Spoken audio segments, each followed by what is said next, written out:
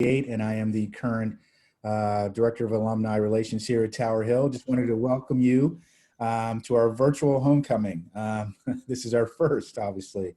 But today we're going to have our Alumni Award presentation in the State of School by Bessie Spears.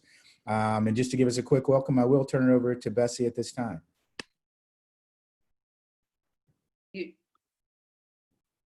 Bess, you're muted. Thanks, Matt, and welcome home to everybody who is joining us from far and near.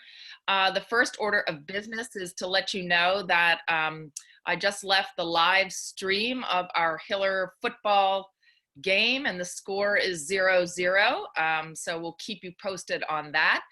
And then the most important order of business is really to thank officially our president of our Alumni Council, who really puts on this whole session during what is our first historic virtual homecoming. And that would be Ashley Altschuler, who serves as president of our Alumni Council with a great group of Alumni Council members who care deeply about the school and meet regularly through the year with Matt Twyman and me and others.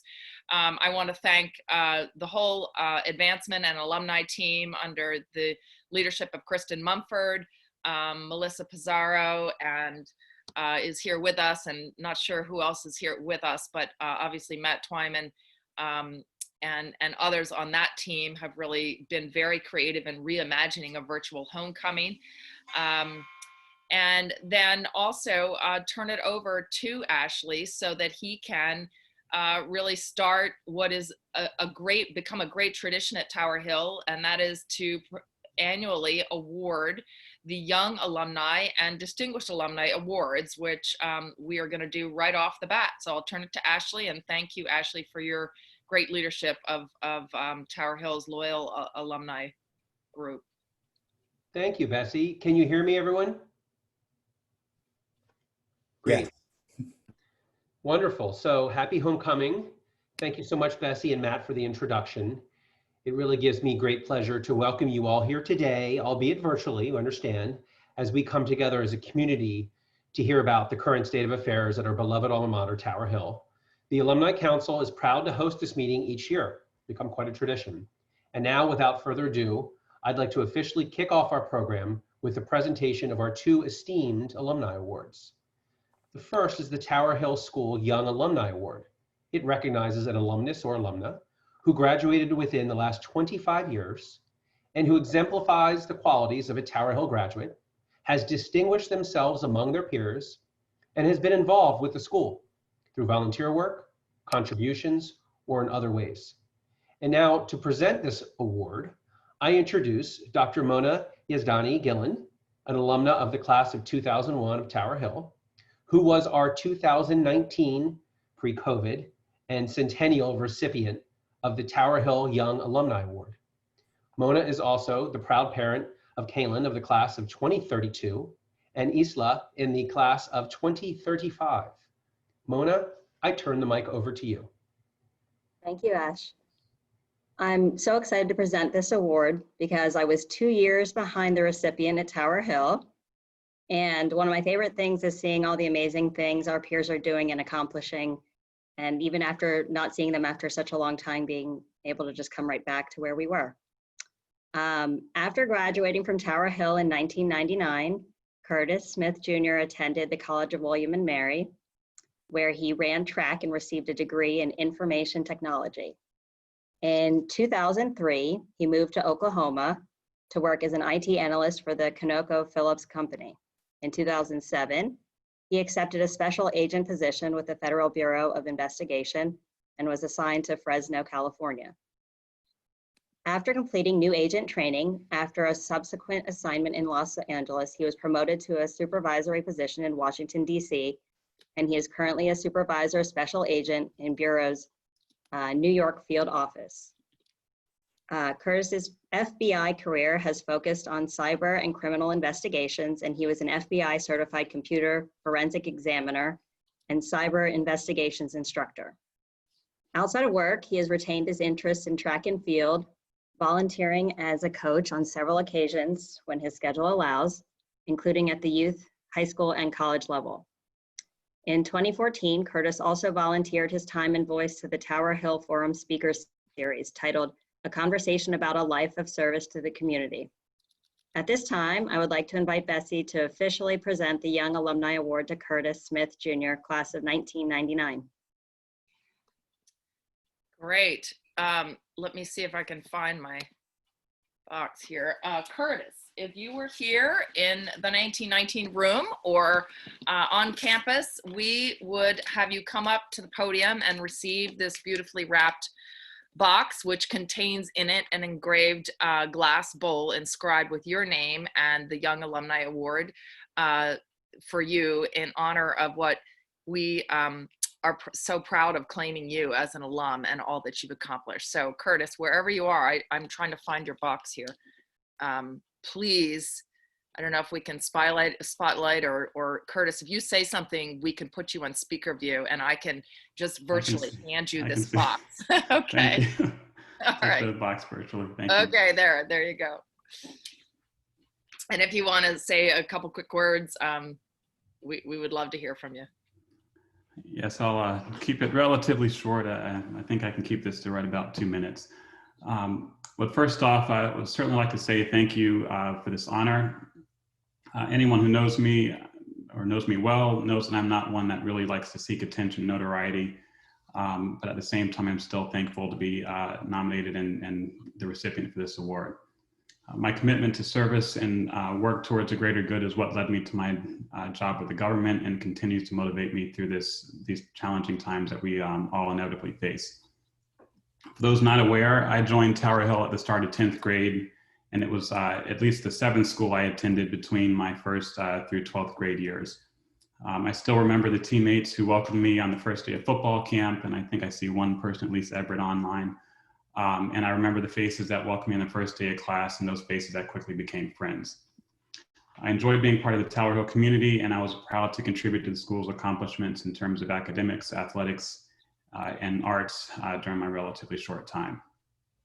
Since my family left Delaware after I graduated, my primary connection to the school is through keeping in touch with classmates, reading about the life milestones and other fellow Tower Hill alumni, and the school's publications, and catching up with classmates and teachers during reunions and regional alumni events.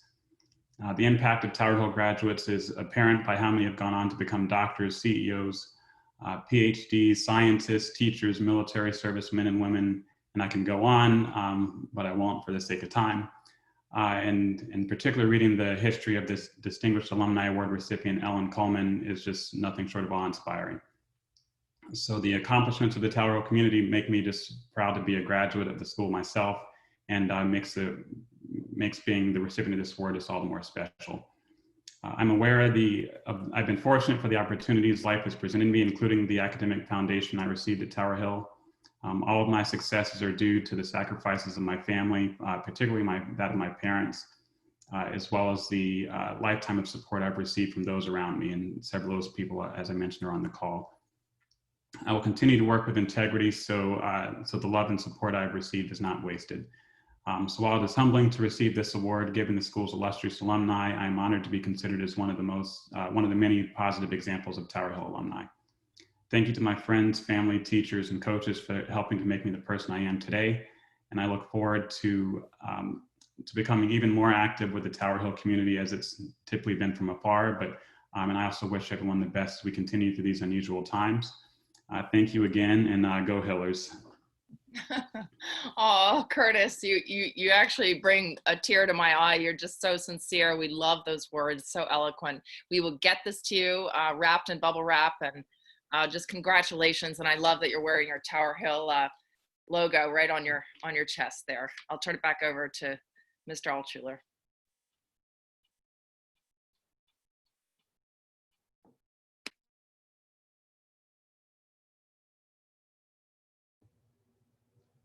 Thank you, Bessie. Thank you, Curtis. Those are really inspiring remarks, and really proud of what you've accomplished.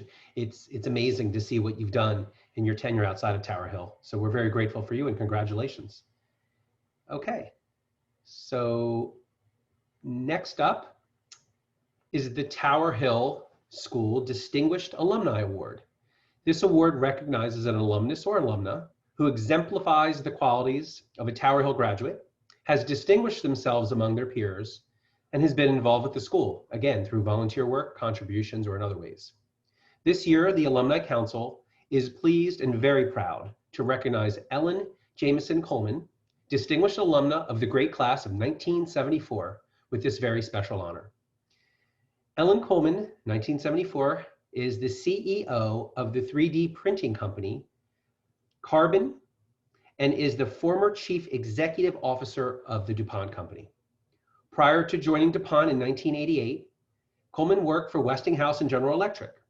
DuPont's board of directors elected Kullman president and a director of the company in October 2008 and chief executive officer in January 2009. She was the 19th executive and the first woman to lead the company in its 212-year history. During her 7 years as CEO, Kullman led the company's focus on growth in emerging international markets and championed the power of DuPont science and global market knowledge to transform industries. Kullman served on Tower Hill's Board of Trustees from 2007 to 2020 and served as vice chair of the board from 2010 to 2019. She also chaired the compensation committee of the school from 2018 to 2020 and was on multiple committees throughout her trustee tenure. In addition to being a Tower Hill alum herself, Ellen's 3 children, Maggie, 08, David, 12, and Stephen, 12, are graduates of Tower Hill. And we are very proud and honored to have Maggie serve on the Alumni Council with us. She's on the call today. At this time, I would like Bessie to officially present the Distinguished Alumni Award of 2020 to Ellen Kullman, class of 1974. Oh, Ellen, I wish you were here so I could give you this big box wrapped in green and white with just great love and admiration for all that you mean to Tower Hill. I will just say that I remember interviewing here for the head of school position, and I was whisked away in a car to go see Ellen Kullman at her place of work, then DuPont, and I just have to say she was so warm, straightforward, and she was part of the reason that I thought if I get to work with great trustees like this is a fabulous school. And true to form, she was on my speed dial for the entire time she was on the board. She's just been someone who has been a true friend of the school, and I personally appreciate her modeling for all women that that we can lead, we can change the world for the better. And Ellen, I'm sending you a big virtual hug from your alma mater. We adore you. We are so honored to have you as an alum. Thank you and your family for your love and support of the school. And I love that Maggie is sitting right in front of the school building on her virtual background. Hi, Mags, how are you? Nice to see you.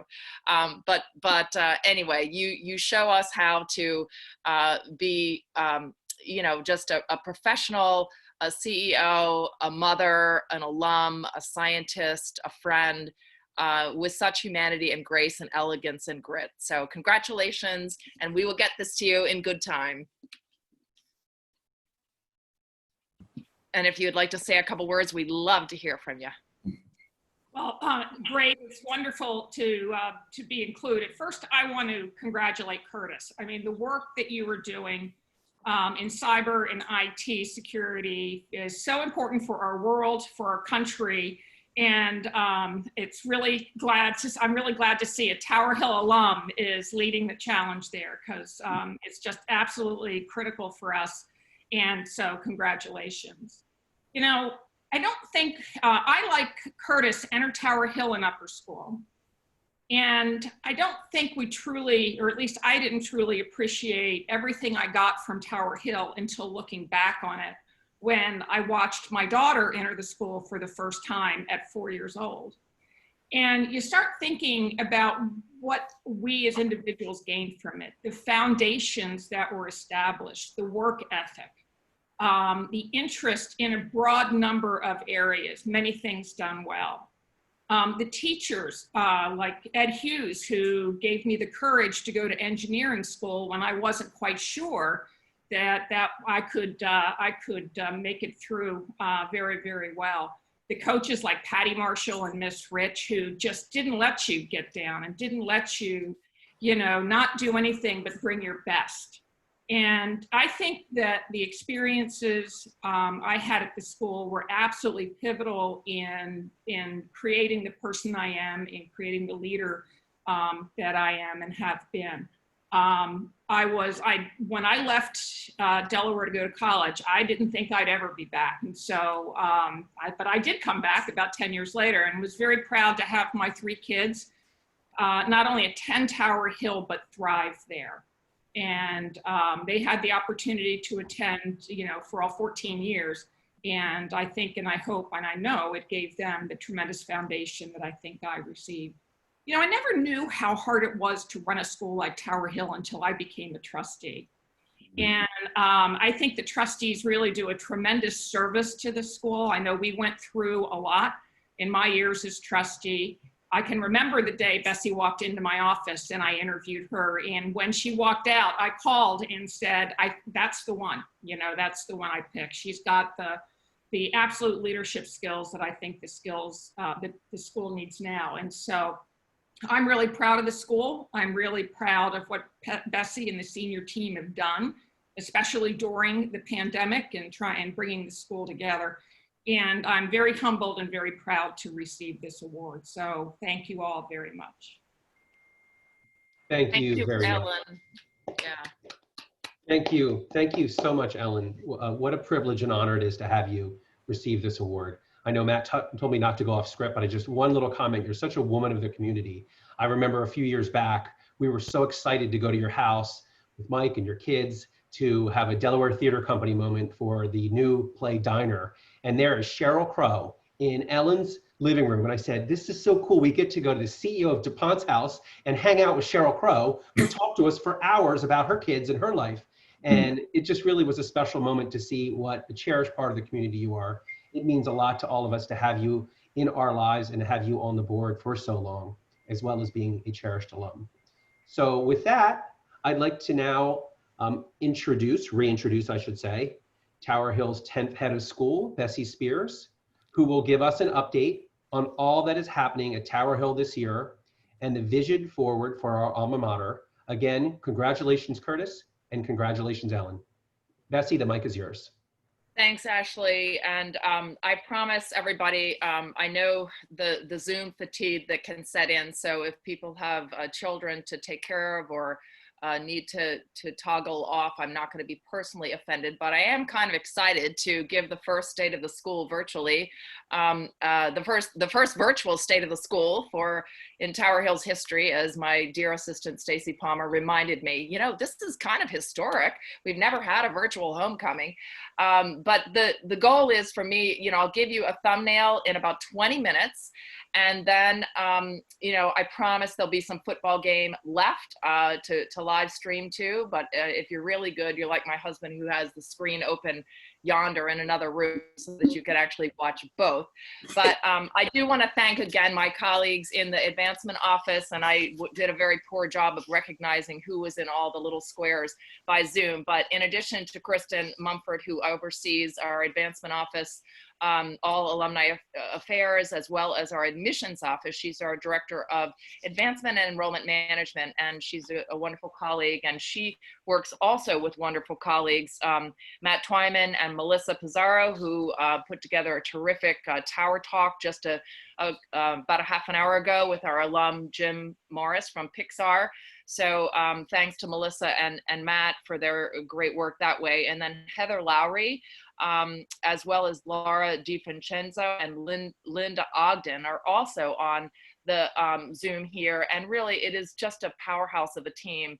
And so I thank them all for their thought and care for how to reimagine a virtual homecoming. So there, I'm seeing, there we go. I saw Matt with his mask on in front of the alumni house there, but Anyway, this is the Altschuler family. Let's see where we're starting here. Yes, you know, Tower Hill, yes, is a family school, but more than anything, we really want not to rest on our laurels. We want to be a school of Wilmington and of the world in the truest sense. I think probably what's on your minds right now, for those of you who haven't been as in touch with the school of late, is how are we doing this in a pandemic? And I will just give you a thumbnail of that right now. When the pandemic hit last March, schools and colleges all over the country basically had a week in March to pivot. And because we had made great connections with kids during that year, we did quite well with a remote Tower Hill at home mode of operating. But the worry was that if we couldn't start in person, how do you create that connection? So what we did is put together you know, a crisis team, an academic team, a health team, facilities team, and those teams worked extraordinarily hard over the summer to ask themselves, how do we operate in a number of different scenarios, one being all back on campus, but adhering to guidelines, being more conservative than the state guidelines, actually keeping students and faculty healthy and safe. And that, in fact, is the scenario that we are operating in right now. So Kristen's gonna press the play button on this little video. This was a little clip of how we've operated so far in creative ways. And the younger you are as a Tower Hill student, the how do I say, not the easier, but the more you just see your mask as an appendage. The younger kids are so great with this, and the older we get, the harder it is to have a mask on all day. But that is what we are doing. We're doing that for sports. The football guys are out there right now in masks under their helmets. We required testing. We required testing of all students and faculty, and we have ongoing testing once a week for a certain 25% of the faculty each week and 25% of the student body.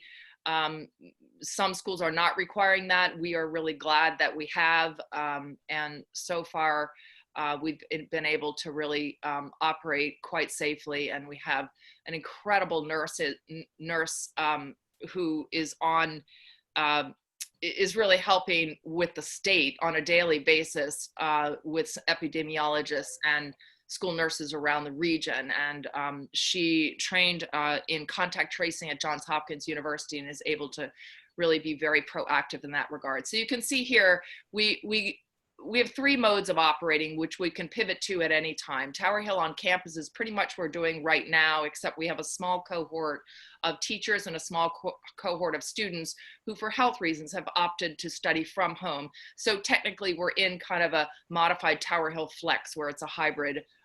So we have invested in quite a lot to make that possible. And then Tower Hill at home is if we have to pivot back to what we did last spring. So each morning, every faculty and staff and employee and student fills out a morning health check on your phone or computer, making sure, and that's all data that's collected every day. We have a hands, face, space kind of mantra, and I walk around with a lollipop sign to remind kids, and the kids really are quite compliant, and they are, you know, whatever age they are, they understand that this is a really different year, and that our word for the year is unity. And in order to stay united, that each of us has to really adhere to these guidelines. We've ramped up cleaning. We've invested, we really have invested over $400,000 in kind of PPE and also technology and guidelines and protocol with outdoor tents, and you'll see in a couple minutes just to give you some optics of what it looks like and feels like. It is wonderful to be together. This is kind of what I call the gourmet Zoom equipment, which allows for better sound at home for students and when you're in outdoor spaces.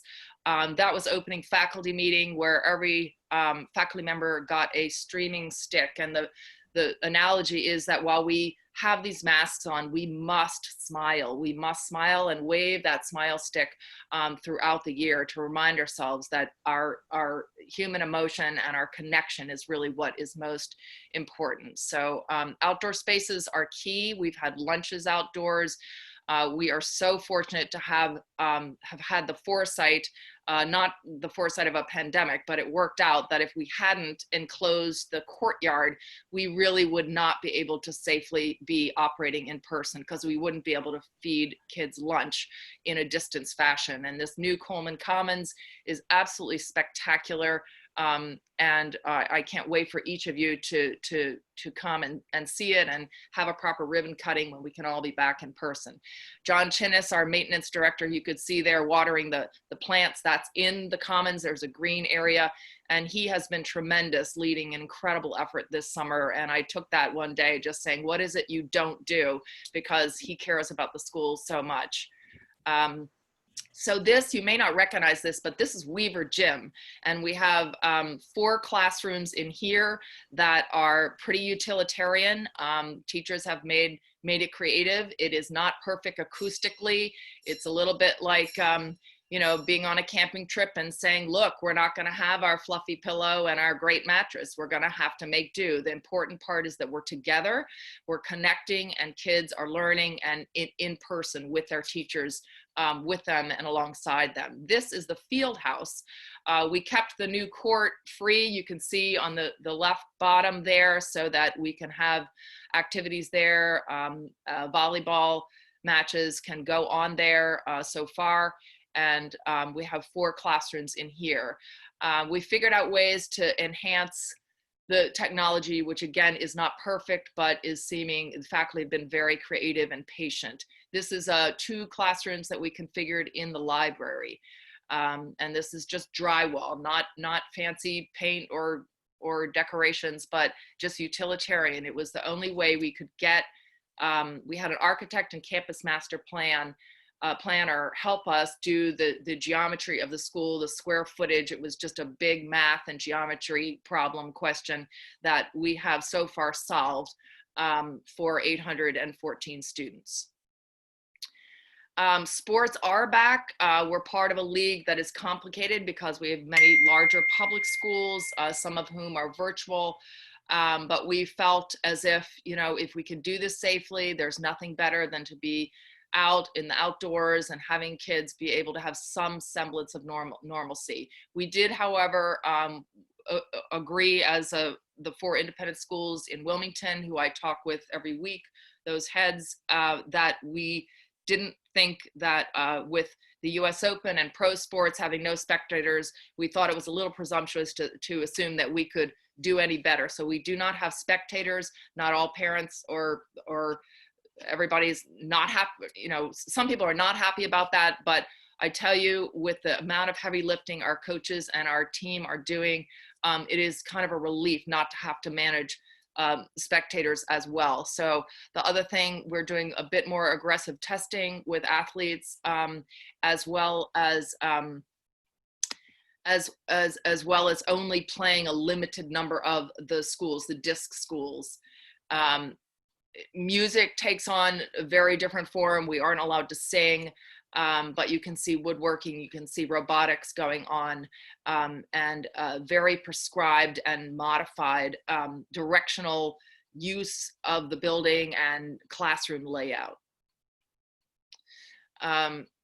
We did have, because of the pandemic last spring, we didn't have student elections, and so that happened this fall, and I'm happy to say this is the first time I can remember, and maybe those, you know, Matt and others who've been at, know the school for longer, that we have 3 female leaders of the student government, which since in my time it has been mostly boys, and I think that's a wonderful sign. And we had on Friday our annual Founders Day, which was a new tradition that we began 6 years ago when I got here.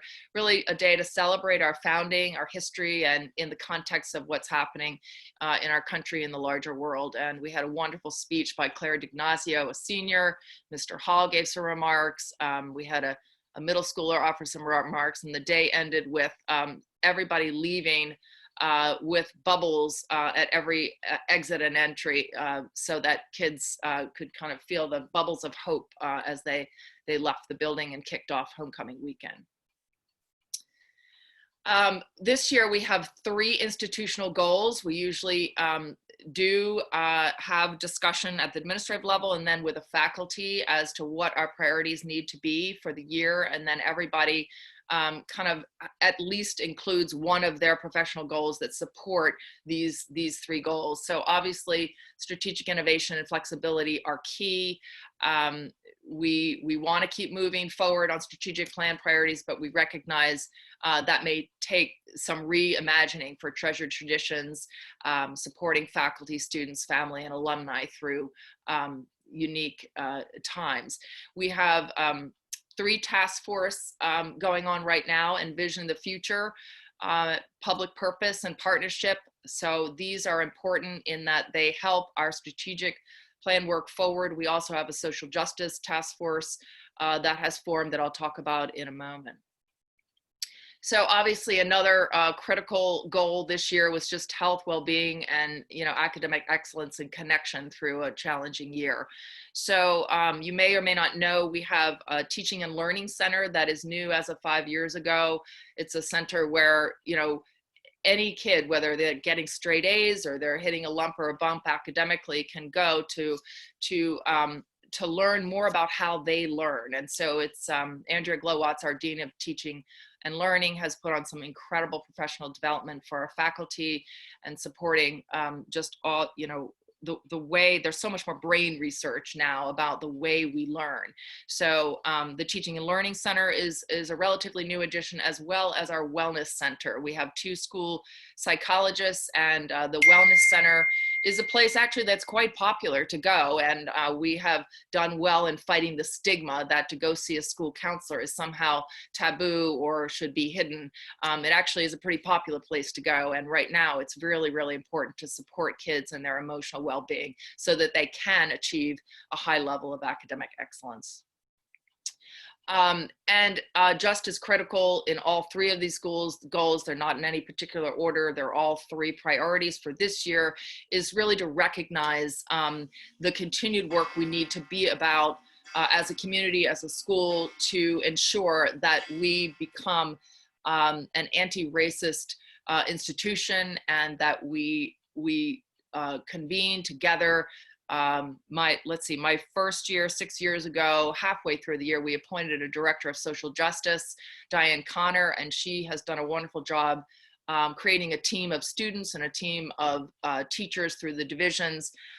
We've made a lot of headway in this on this front, and we still have great work ahead. We have over 75 people on a social justice task force that's being chaired by Diane Connor and our trustee Carmen Wallace.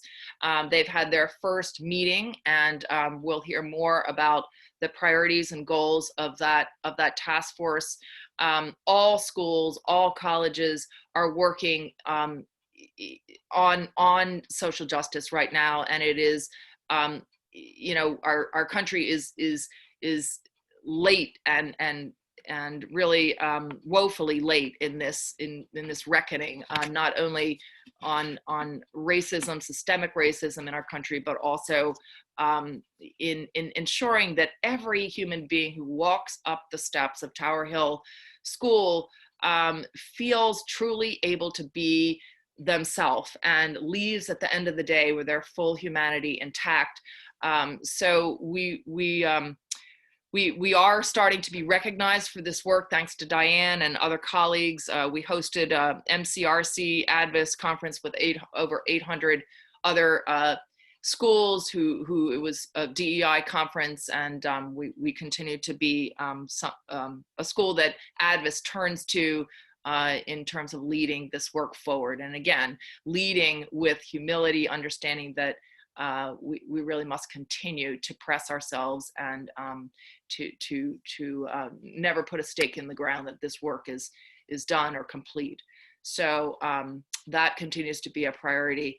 The board engaged in anti-racist training with Dr. Sherry Schmidt this summer, as did the administrative team and faculty. And I'm a big believer that it is not one and done. It is not, okay, we've done anti-racist training, now it is just the beginning. And it's important, I think, for a school community to recognize that the senior leadership, the board, the faculty, and we actually have parents who are involved with our SEED program who are very helpful. Our parents, I'm proud to be head of a school where we have a PATH, which is Parents of African American Tower Hill students, as well as Distinct, which is a broader parent group in advocating for DEI work and conversation.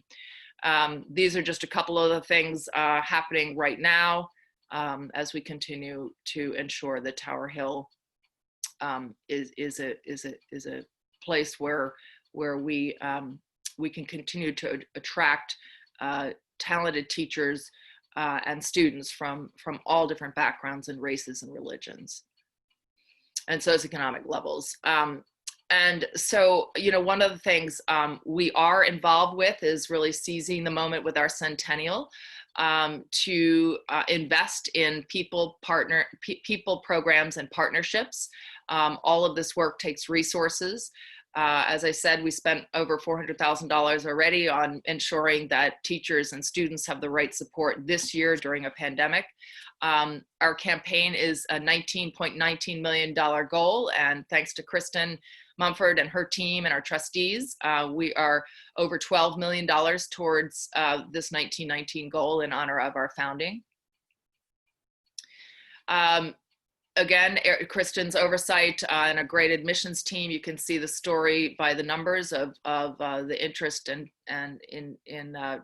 Tower Hill, and I think this is not a picture that every school can draw right now. And I will say that over 45% of our applicants to Tower Hill in the last 2 years have been applicants of color.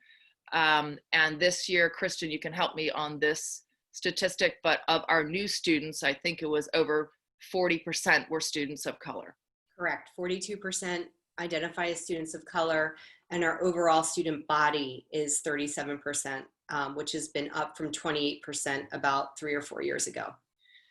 And you might ask, gosh, what about faculty? We like every independent school, cannot claim success in that regard. And yet last year we hired 5 faculty of color, and that is something we are prioritizing. And the board had a really great discussion about prioritizing that in our hiring.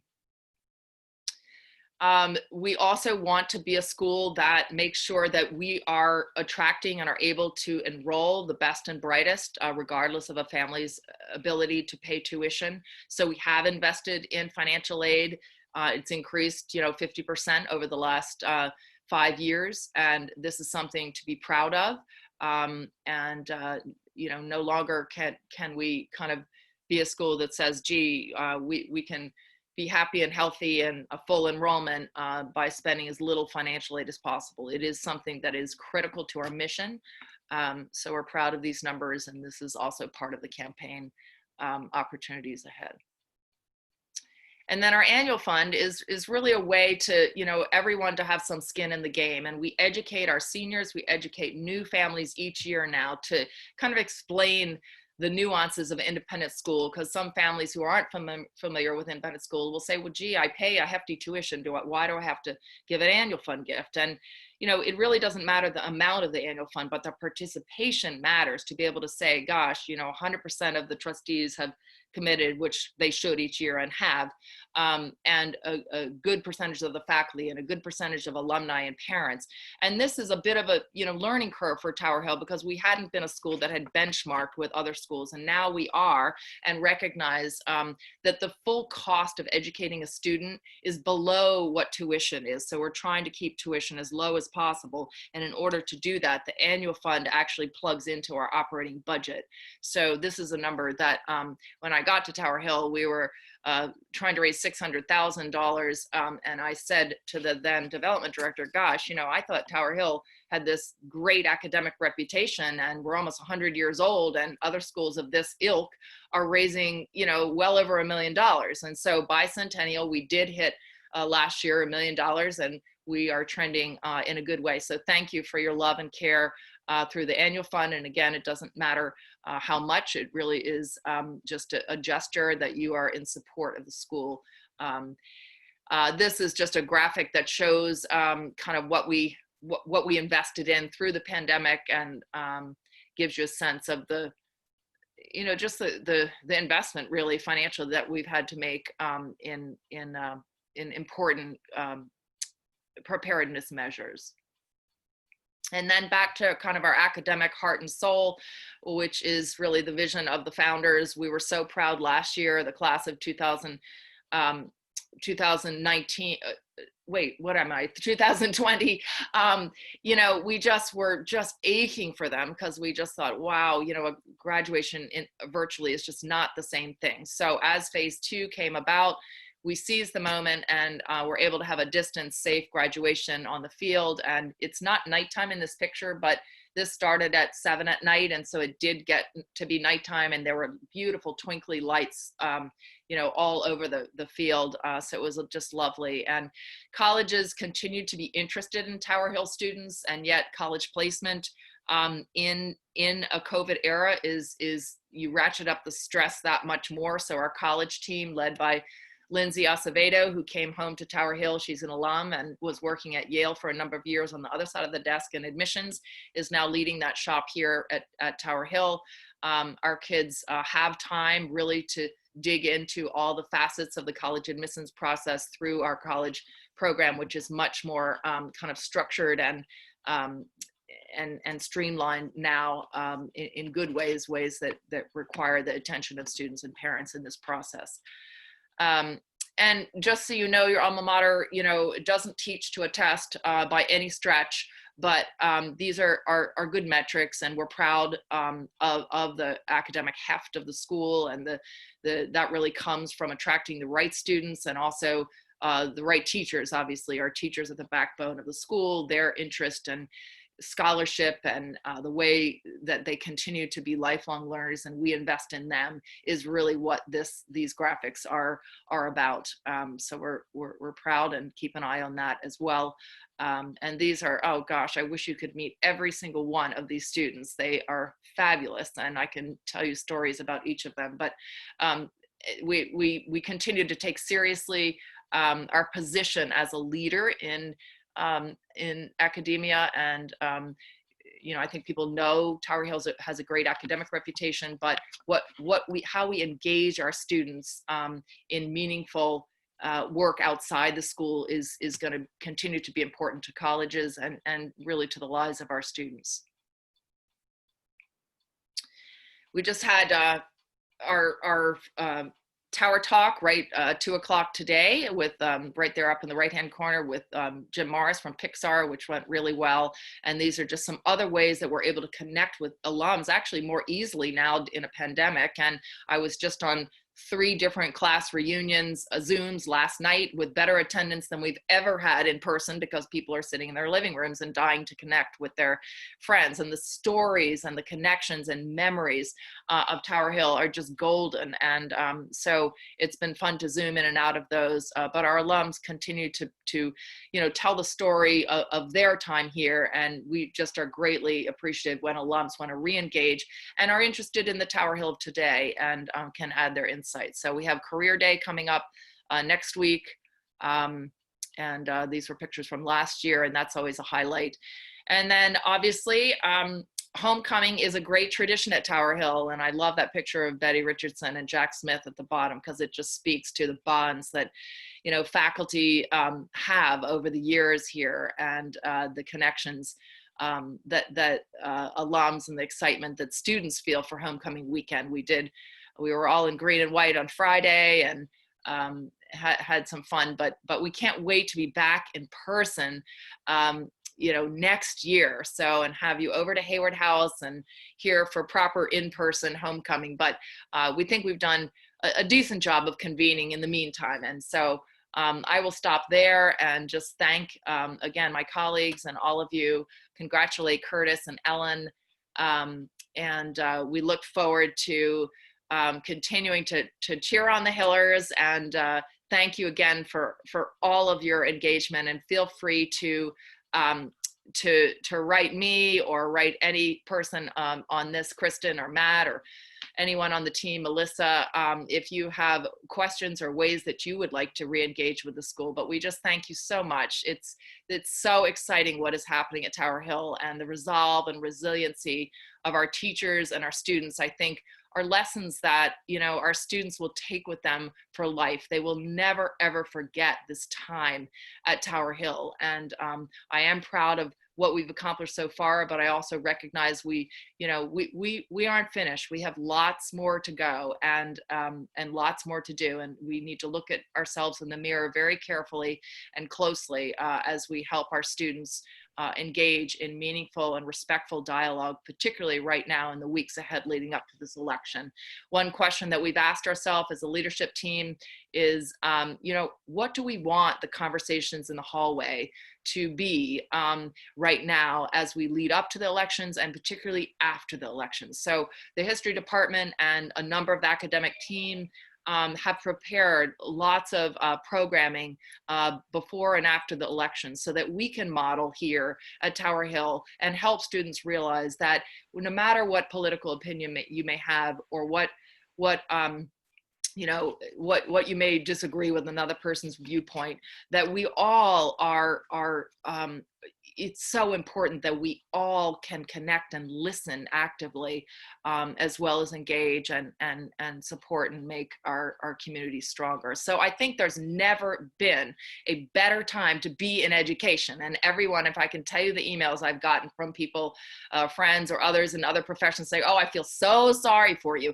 Well, you know what? I feel like it is an incredible privilege to be at such an amazing school with such a great academic history and soul and forward-thinking alums and parents and students and faculty.